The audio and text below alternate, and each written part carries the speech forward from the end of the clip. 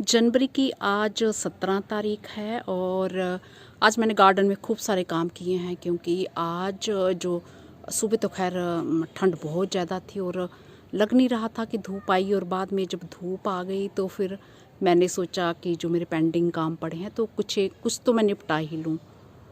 तो सबसे पहले जो मैंने काम किए हैं और वो भी मैं आपसे शेयर करूंगी, और साल्विया के बारे में मैं बताऊंगी जो वीडियो नंबर 1492 में 3 अक्टूबर को मैंने 8 तरह के जो विंटर के जो फ्लावर्स मैंने ग्रो करना सिखाए थे तो उसका भी अपडेट दूंगी और उसके बारे में पूरी जानकारी दूंगी, ताकि अगली बारी जब आप ग्रो करना चाहें तो वो जानकारी लें और फ्लावर्स भी देखें और फिर आप जो मेरी वीडियो देख के वो पूरी जानकारी पा सकते हैं।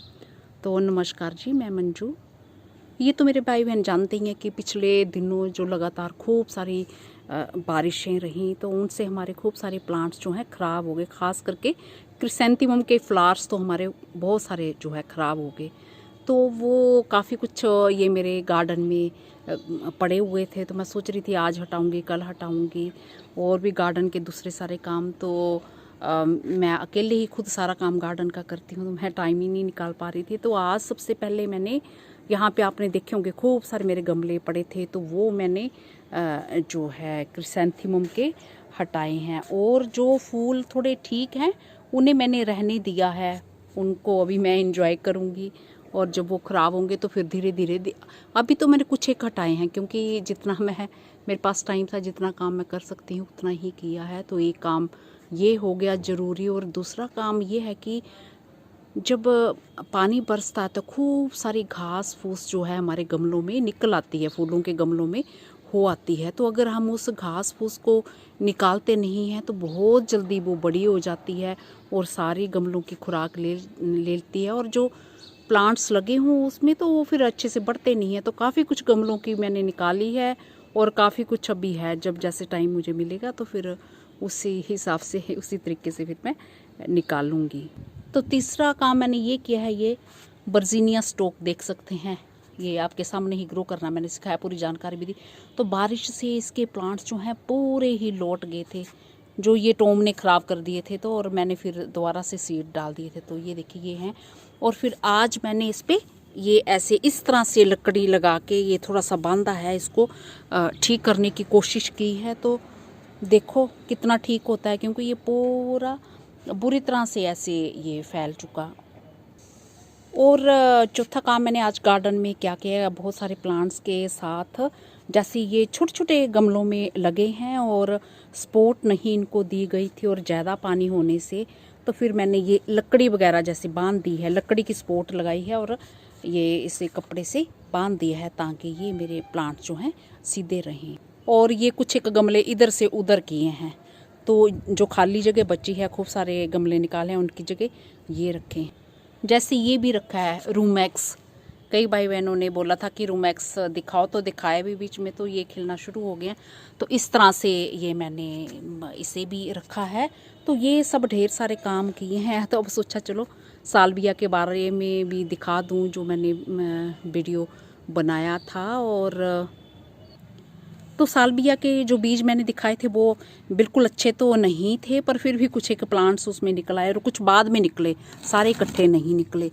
तो ये चल रहे हैं और कुछ ये बाद में ये निकल रहे हैं, ये इस तरह से ये चल रहे हैं साल्विया के। और कुछ एक मैंने ट्रांसप्लांट किए हैं, और कुछ एक साल्विया के ये जो फूल इसमें लंबे टाइम से आ रहे हैं। तो वैसे 3-4 महीने में फूल आना स्टार्ट होते हैं, बट ये 3 महीने होने में अभी कोई मेरे ख्याल से 3-4 दिन बाकी थे, तो ये उससे 3 महीने से पहले ही इस पर फूल आना स्टार्ट हो गए थे। तो इस तरह से तो अभी इसके बारे में मैं जानकारी भी दे देती हूँ।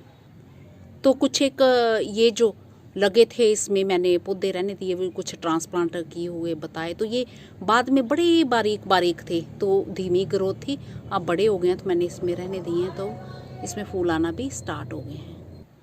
तो जो साल्विया है ये साउथ अमेरिका का नेटिव है, इसका नाम लैटिन वर्ड जो है साल्वर से पड़ा है, जिसका मतलब होता है कि ठीक करना। तो वो इसलिए कहते हैं कि इसमें जो प्लांट में है खूब सारी बीज पाई जाती हैं। इसकी जो हाइट होती है 1 फुट से लेके 3 फीट तक होती है। तो इसकी बहुत सारी वैरायटीज़ होती हैं, वैरायटी पे डिपेंड करता है हाइट का।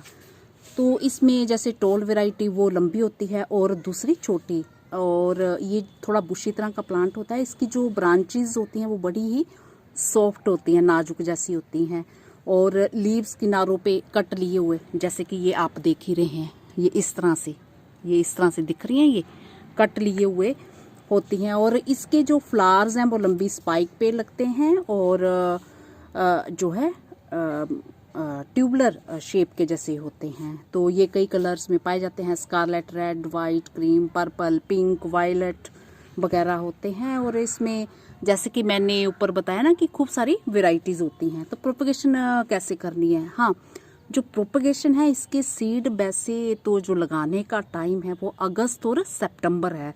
तो अगस्त और सितंबर में जो तैयार कर दिए जाते हैं, लगा दिए जाते हैं। बट हमारे यहाँ जैसे बहुत ज़्यादा गर्मी होती है, मैं फिर इसे अक्टूबर में ही लगाना पसंद करती हूँ। और मैंने आपके सामने ही 3 अक्टूबर को ग्रो किए थे, तो वो वीडियो का मैं लिंक दे दूँगी, आप ज़रूर देख लें।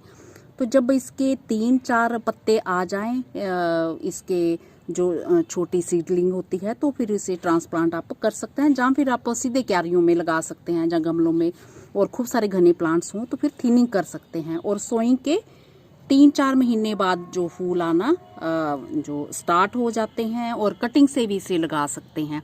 और पौधे की केयर पे भी डिपेंड करता है कि कैसी केयर करते हैं, और उतनी ही जल्दी फिर फ्लावर्स आते हैं।